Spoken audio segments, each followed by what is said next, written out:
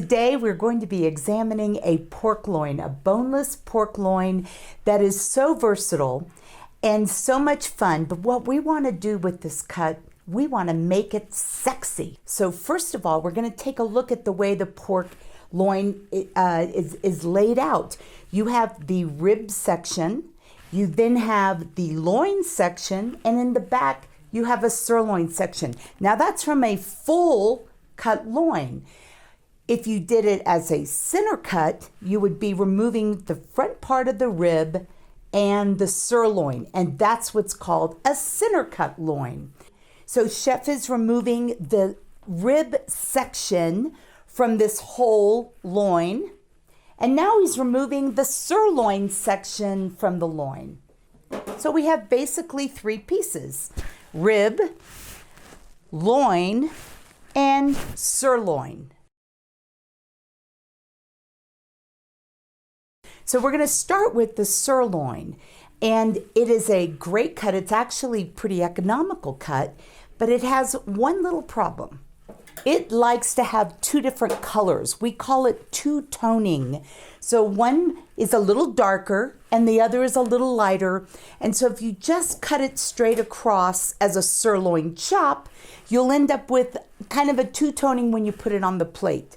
Now you can solve that problem by taking the dark muscles out, which is what Chef is doing right here.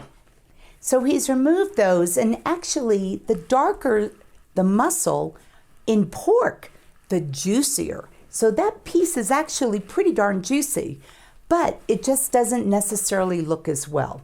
And then you would remove, yes, you're going to remove the other dark portion that's on the side there so that you have a very even and consistent piece.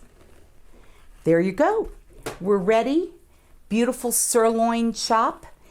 This actually is done on some of our islands when they want to do something that's going to be juicy. They roast it and then they pull it and they serve it in a pulled pork application.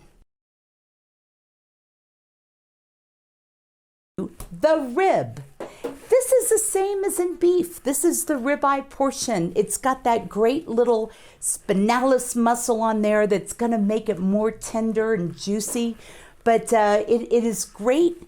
But everyone wants to merchandise this as a chop. It's not. It's a ribeye. But first we're going to go to the front end and we're going to take off what has a lot more of the connective tissue and muscle separation, and we're going to make a fun cut out of this. We're going to split this one more time to make a country style, a boneless. This also can be done where you take that section and you do it on like a rotisserie. So you make a nice pork rotisserie or on a smoker. All of these make very versatile items for this very front section that is right up there next to the shoulder butt. Okay, so now we've got the country style ribs done, and now we have a ribeye roast. We have a beautiful pork ribeye roast. So you could do it as kind of a pork boneless prime rib, or you can make it into steaks. Spinalis here, and then we have the other small muscle complexus, and then we have the eye. So as long as that spinalis is present on there, then it's basically a ribeye. This could easily be like a chateaubriand and could be cooked whole, or we can also make some beautiful steaks, and we call them strip loin steaks, because as you can see we only have this main muscle as it would be in a strip loin steak. If you were beef, you would call this a New York strip. So what about calling it a pork New York chop? Kind of a fun, isn't that gorgeous? And they look just like a strip loin. But now we have other options, right? We're gonna just split this, and what this gives us is your perfect carving station item. Normally we think we see pork tenderloin on the carvery, but what about if we did a split loin? It's gonna be even from one end to the other.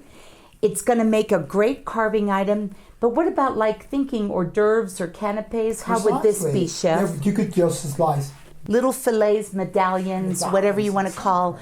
But very, very versatile cut and very easy. This doesn't require a lot of knife skills. It's a very fun cut to do a lot of different things. You have one cut, goes many ways.